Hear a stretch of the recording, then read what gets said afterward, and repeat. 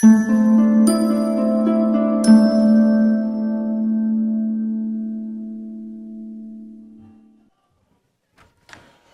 folks.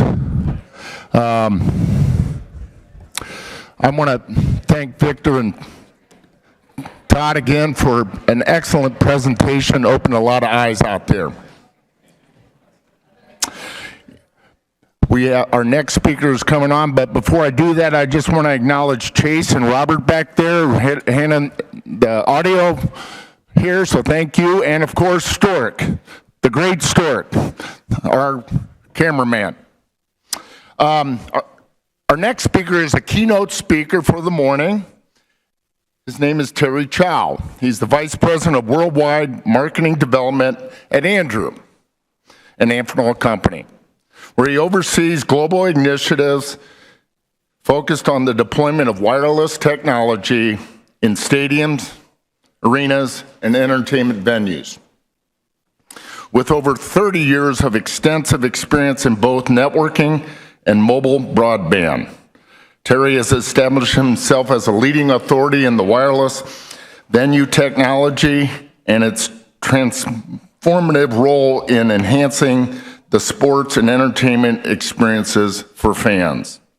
His expertise in wireless connectivity earned him a recognition as one of the power players of venue technology by Sports Business Journal in 2021. Thierry has played a major pivotal role in technology implementations worldwide, collaborating with major professional sports teams and some of the most iconic venues in the world, including Wimbledon, United Center, Mercedes-Benz Arena, and the Circuit of Americas, which is the home to the Formula One Grand Prix. Thierry holds a degree from Northwestern University, where he was a wrestler. So please, let's welcome Thierry Chau. Thank you, Craig.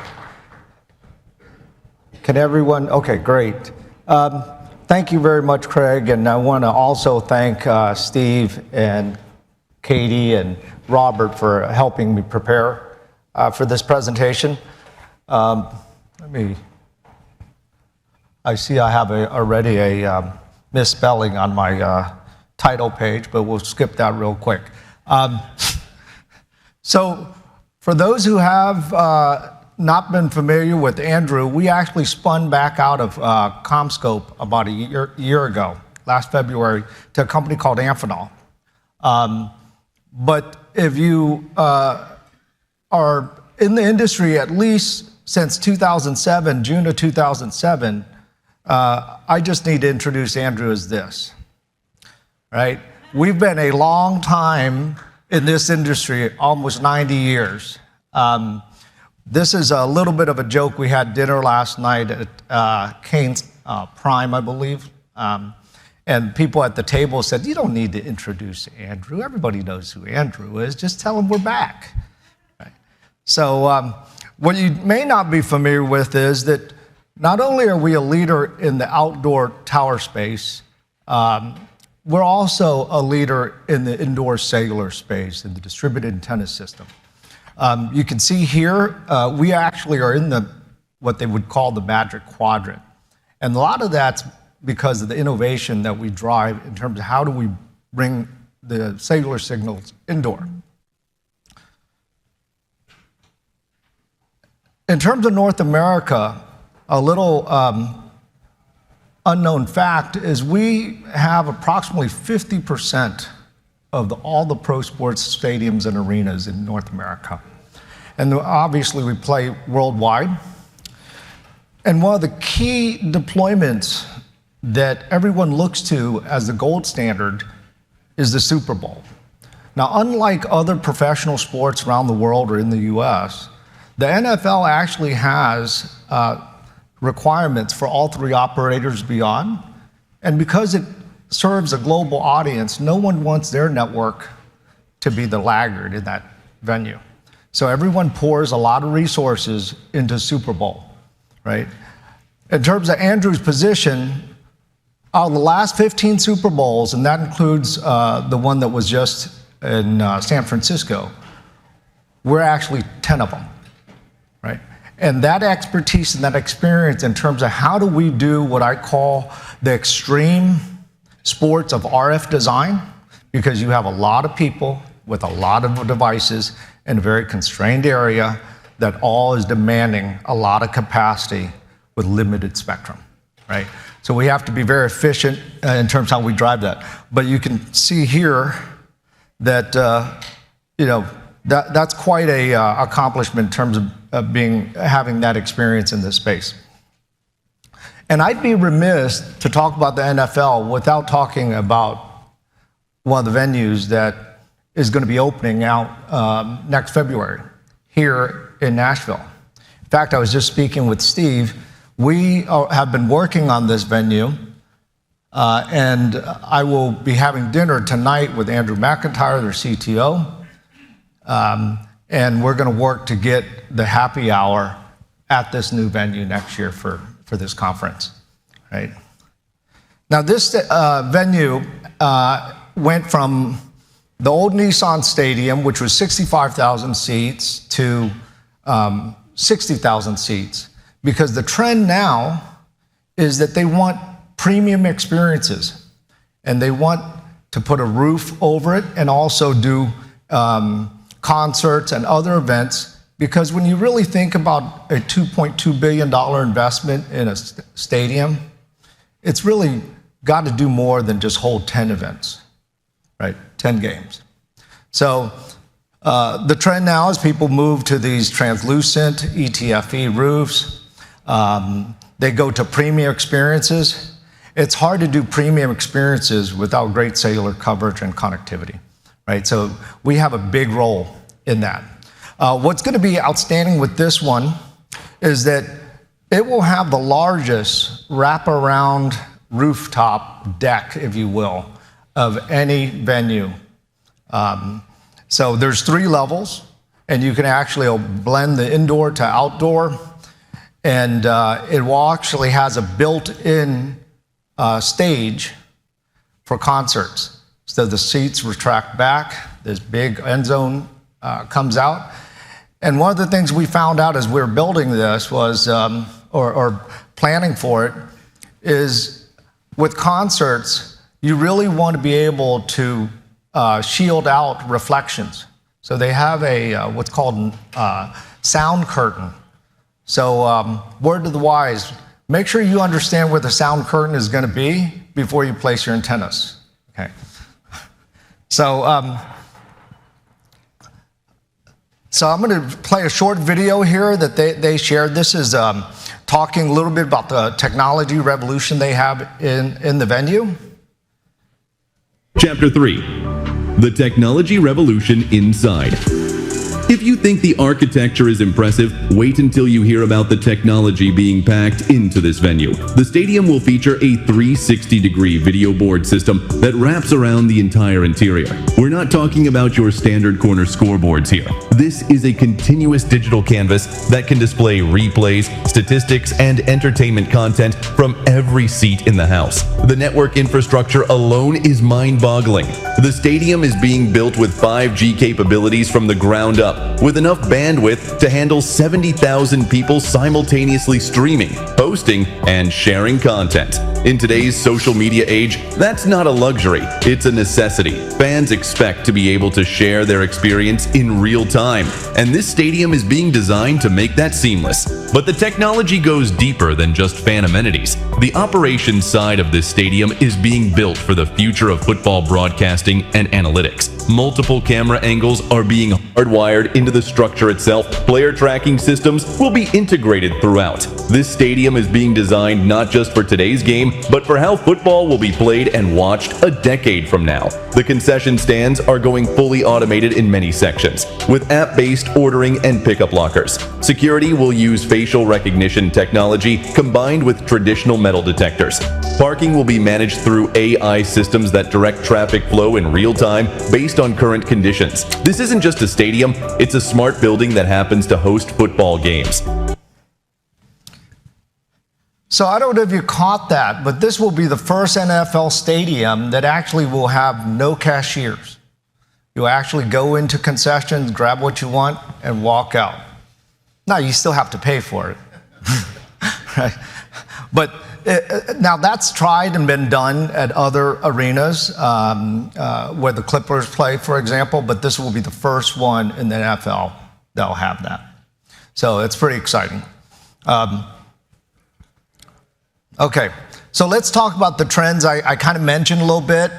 If you have been paying attention, everyone, as they come off on their lease terms on their venues, and it may be with a city or maybe a public-private partnership, but they're building next generation stadiums, and they're building it with covered ETFE roofs.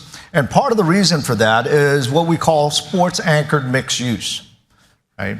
So they want to generate more revenue. That's first and foremost, but they want to also build it. Instead of just being sports, it's going to be event centers. So it'll be concerts, Final Four, all those different things. The NFL has a requirement for the temperature in February, if you want to host a Super Bowl, to be no more than 50 degrees. The last one they did, if anybody remembers, I think it was in 2011, they had it at MetLife, and there was a big winter storm that came in, right?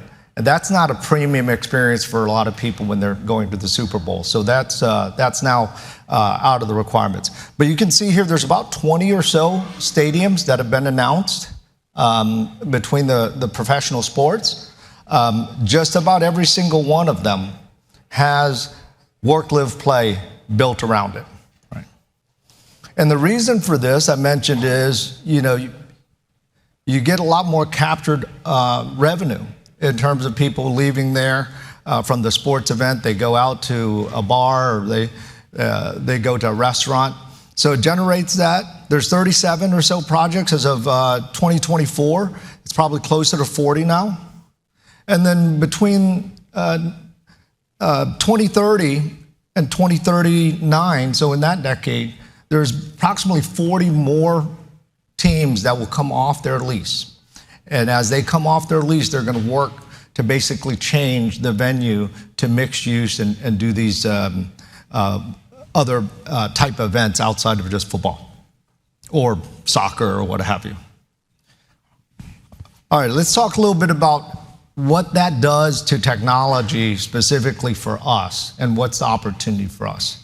So when we talk to CIOs and CTOs in the various sports leagues, they're really dealing with this convergence between the network convergence, which you're very familiar, where we're running voice, video, and data across the same network. But there's other two convergence that's really in our industry. One is how information is accessed.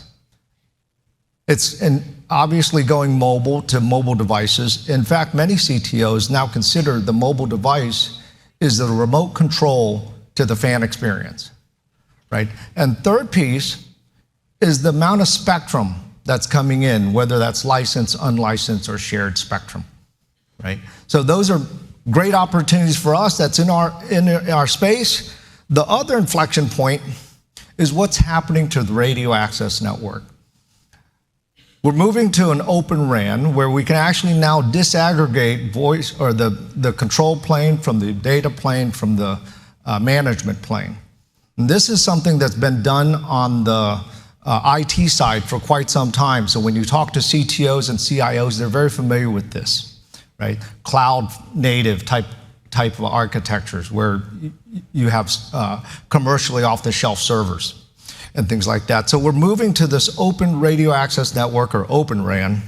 The other big piece that's happening in our radio access network is AI, right? So you may hear it as AI RAN or X apps and R apps that reside in the radio, the intelligent controller, the RICs, RAN intelligent controller.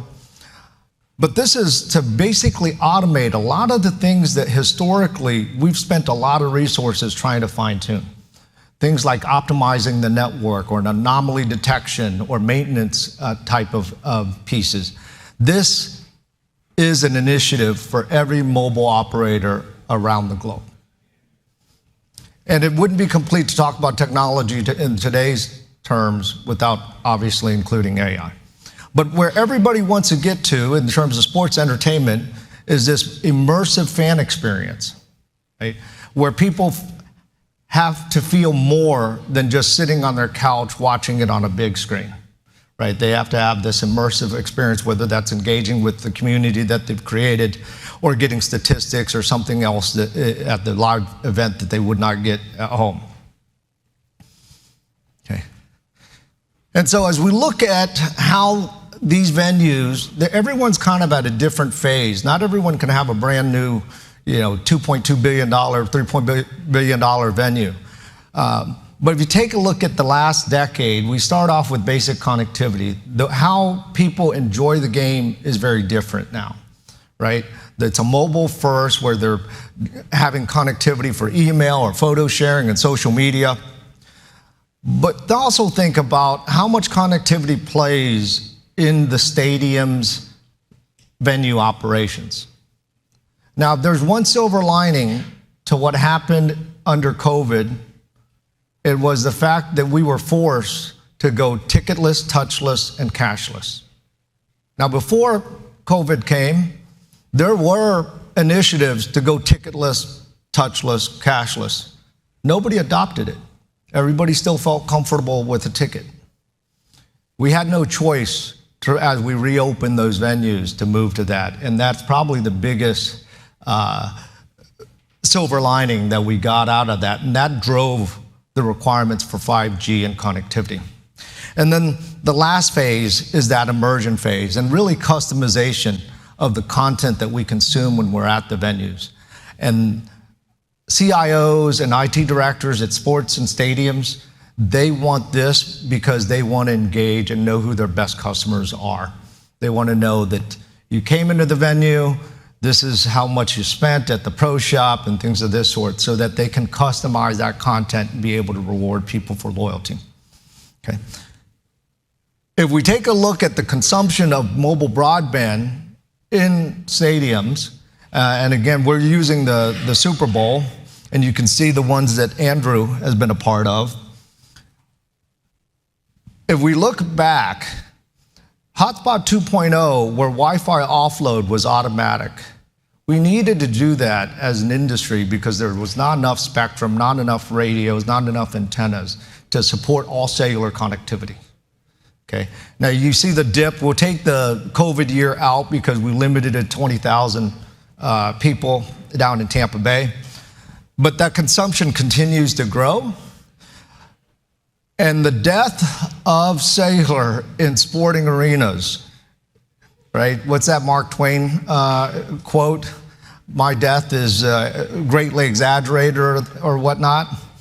So I hear this push around, hey, we've got new 6 gigahertz spectrum on Wi-Fi, and that's going to basically be the new connectivity spectrum for everyone. I can tell you this, based on statistics, and this is, we don't have the numbers for the Super Bowl in San Francisco, but this one was the one in New Orleans that we did. 80% or more of that data traffic is on mobile cellular, right? So if people have a choice, they know they can depend on licensed spectrum and cellular networks, right? Usually the only time they actually check for Wi-Fi is when cellular is overloaded and they can't do what they need to do. That's when they start scanning for Wi-Fi. In fact, most people, when we automatically put them on Wi-Fi, what's the first thing they do? They turn off Wi-Fi and get back on cellular, right? The premium experience on cellular is second to none, right?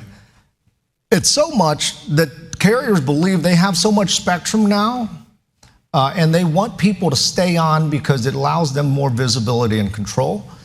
This was actually from Stadium Tech Report, where they told people, stay off Wi-Fi. Stay on cellular, right? All right, let's transition a little bit to the actual underlying technology. So everybody should be familiar with this, which is our traditional radio access network in terms of how we sit on the tower and where the industry wants to go in terms of this disaggregated control data and management plane with COTS or commercially off-the-shelf equipment. So right now, on the left side is our traditional base station. Down at the bottom, we have an interface called Common Public Radio Interface, otherwise known as CPRI. But there's nothing common or public about it. It's a proprietary interface, okay? It goes up to a remote radio head, right? Where we want to get to is all these components and parts are interchangeable between vendors, right? That's what Open RAN is supposed to drive, competition, and anyone's product can connect to anyone's product. Something that's been happening in IT, in certain areas of IT anyway, for some time. And then it goes up to a remote unit, and that remote unit, if it has multi-user MIMO and massive MIMO, then usually the antennas are embedded as opposed to external ones, right? So this is the direction we want the industry to go. But indoor cellular-wise, the inefficiency point is really around the remote radio head, right? And so if we break that down horizontally and we look at it, we have the Open RAN over on the left. It connects through fiber to that remote unit. That's a radio. Then we go out of the end connectors, we come out via coaxial cable to what's called a point of interface. And that point of interface main job is to take the wattage and the power that is designed to go miles and miles and make sure it goes to, instead of 5 miles, it only goes to 100 feet or 50 feet or whatever we need it. Because if we plugged it directly into our DAS head end or front end, it'll blow the circuits off. It's too powerful. We got to reduce that power down, right? So this is a tower hardware. It's just turned on its side between the base stations and the remote unit. And this sits inside the venue known as the DAS head end room, right? But again, we look at it, and this is the inefficiency. We have a radio that we're converting from a digital to an analog, and then we send it into the DAS, and then the DAS converts it back to from digital back to analog. So we do that twice. And as we scale in a stadium, and you know, when you look at a stadium, 60,000, 100,000 type of seats, the challenge we've got is that we need rooms like this to just house the remote units or the radios, right? So we're putting, 300 equivalent radios to service those type of seats, number of seats. What we end up doing is having to create rooms like this that takes power and draw power and then connect them via coax to a point of interface that then pulls the power down. So if we look at it from here, the top is what we currently have. The bottom is what we really need to get to drive efficiencies. We need to get rid of the remote unit and the DAS point of interface and go directly in to the DAS front end from a fiber perspective. Now, fortunately, we have this. We can get rid of this, and how we do it is through a card that goes right into the DAS, right? So now, architecturally, conceivably, you could actually be off-site and drive it directly via fiber right into the stadium. And here you see this press release. Verizon's done this down at Moody Center at the University of Texas. And they're starting to do this in other venues, including at AT&T, right? The problem is, we released this 2 years ago, and then DeLauro came out and said 95% of the market by 2030 will still be this CPRI interface, this Common Public Radio Interface. So what's our answer to this? because we want to get rid of those radios because they're inefficient. They draw power and they're complicated. We lack visibility. This is our answer. We're going to give you a card that reads CPRI right into the desk, right? So this is a little bit different because each one of those ports actually operates like it is a remote radio head.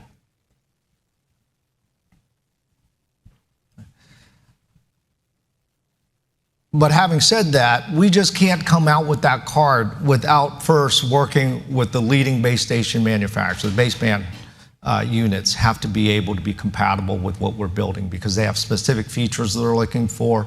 And what makes it even more complicated is they have different release trains in software, right? So you can't just go and build this and not work with the ecosystem. In addition to the ecosystem base station vendors, we have to get them approved in the carrier network because an AT&T, a Verizon, T-Mobile, they consider that remote radio head as part of their network, right?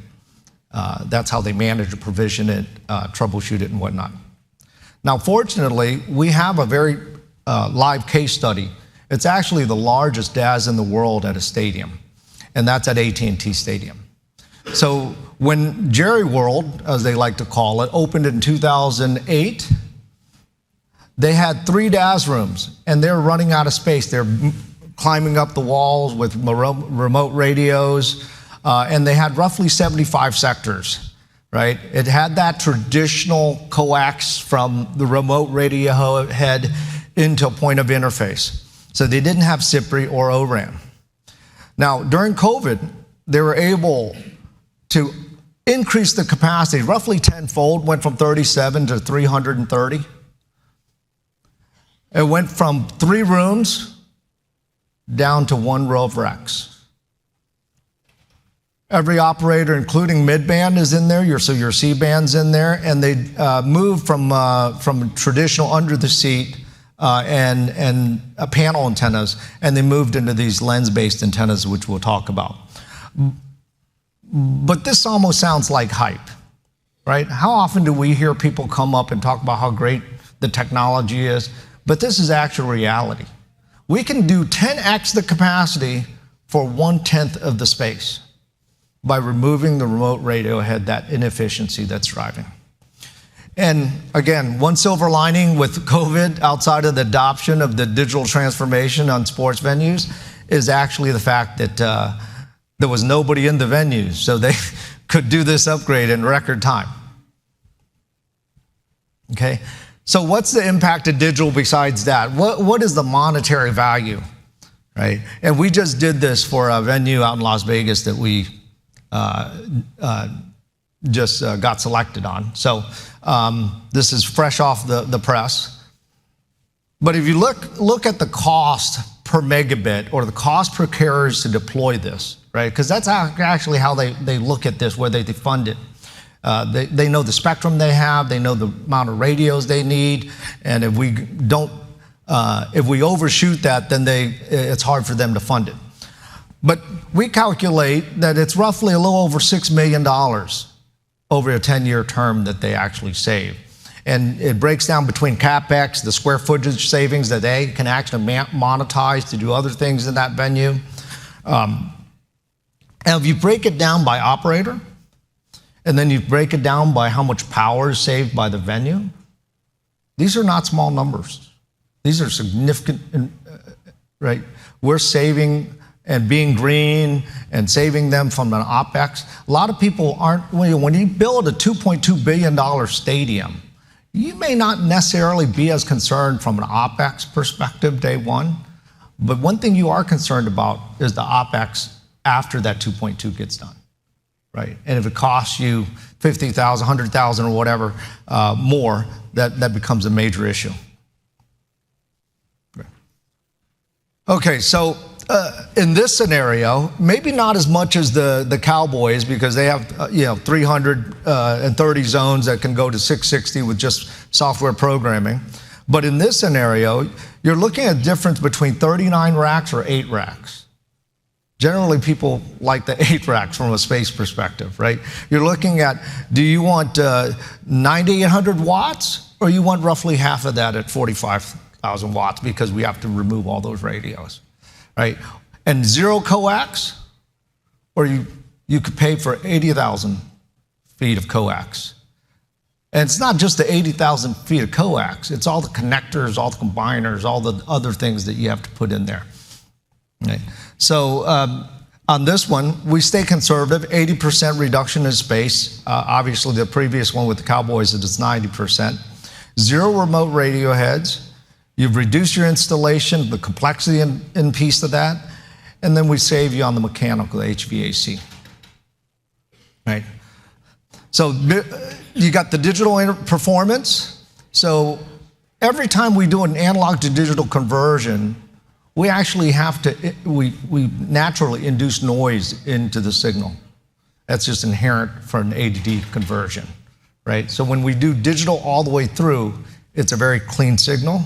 We have the architectural flexibility. If we run out of space to put baseband units at the stadium, we can host those off-site. In fact, the Jaguar Stadium that we're doing, it's off a data center across the St. Johns River, and it's running via fiber over to the stadium.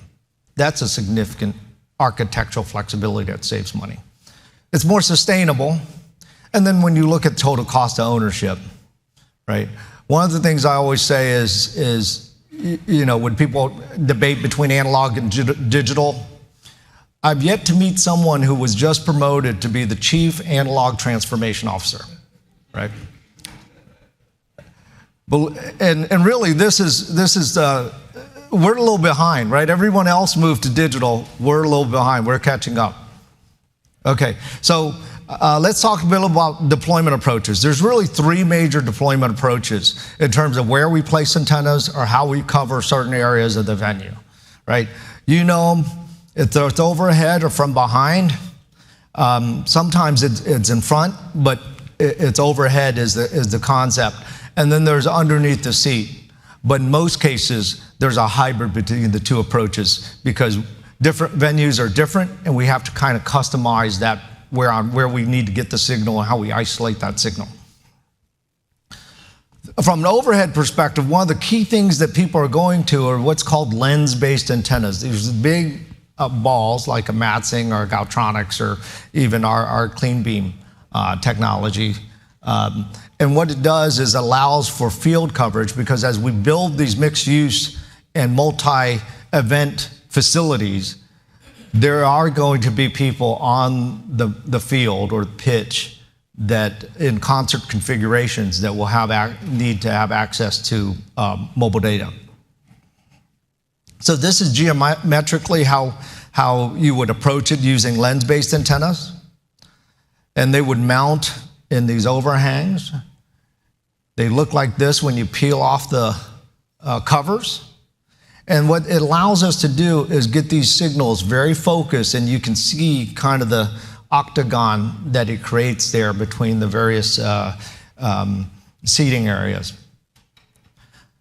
But we need them in different configurations. We might not need 32 of different radio connections. We may need 6 beams or 8 beams or 12 beams. So you have them in not only different number of beams that you need, but you also have them in based on the bandwidth how narrow or how wide it is, right? In order to isolate and get most capacity in there.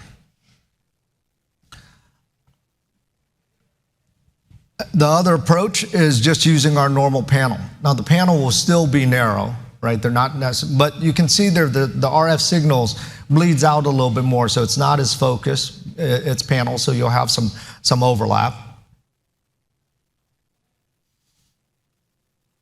And the last approach, and this approach was really popular, I would say about a decade ago, and that's underneath the seat. Now, one of the things we have to, I mentioned this earlier, which is, when we look to design a stadium, we have to look at where antennas go. And there's some limitations to where you can mount it because of the loading. Gone away now is superstructures where you could actually put all these things up in a major superstructure, especially as they move to this lightweight ETFE, transparent, translucent roof. My marketing department loves these automation things, right? So this is underneath the seat. So this is where we actually have the radio unit underneath the cement. We'll drill holes or prefab them if it's new, and we'll put an antenna underneath the seat. This was popular probably, I'd say, about 10 years ago. And in some cases, it's still utilized this way. You can imagine if you have one every 200 seats or what have you, it can provide for a very dense, high-capacity network.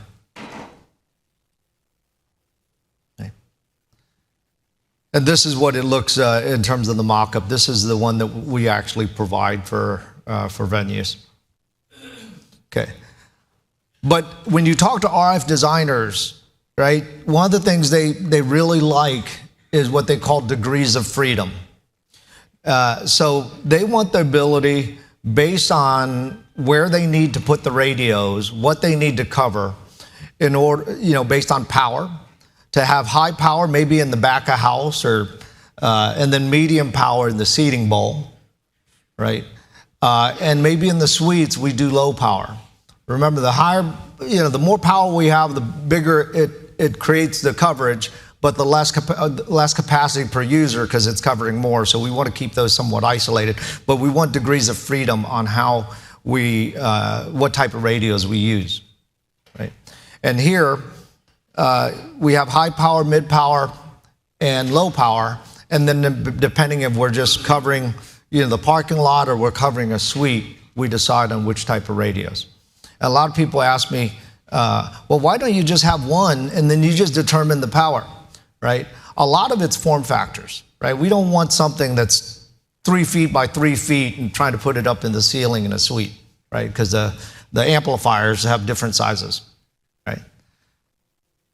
So if I was advising stadiums and arenas, which obviously I do, what are the things that they should be considering as they look to indoor cellular? The first thing is make sure that the system has all operators off frequencies, right? There's not enough frequency. You need that capacity. I've not met a stadium yet where they said, we have too much capacity, we need you to take some away, right? I haven't met it yet. Maybe in the future that happens, but the second is you need to understand the operating model and the funding. Where is that going to come from? Or, what type of operating model are you doing? One is, how are the upgrades going to work? Is this going to be a complete rip and replace, or are there modules and expansions, and where's the roadmap for certain things? And the last thing is monetization. Now, this is not always about sponsorship, but think of all the different things that a stadium does from a venue operations perspective that requires connectivity from that cellular network, right? Just parking, just hailing rideshare, right? Those things are game day type experiences that, weren't even around 10, 15 years ago. Okay. And that's all I have. So thank you very much.